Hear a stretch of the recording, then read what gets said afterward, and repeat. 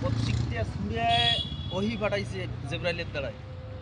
আর সেই শিক্ষিত ছিল, নবী কোনো পড়া পড়ছে, নবী কোনো শিক্ষক আছে। কোরআন খান কত বছর হয়েছে?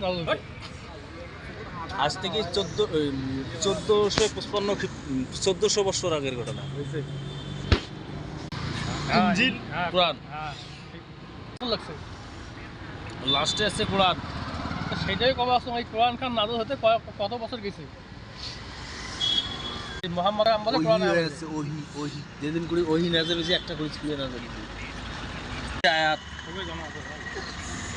হ্যাঁ, কোন মরাবিদ কারো ভাগ্য ভালো করে দিবার ক্ষমতা নাই। এবার আদন করো একবার করো। এনারা সবাই নিজেদেরকে মানুষ ভাবে।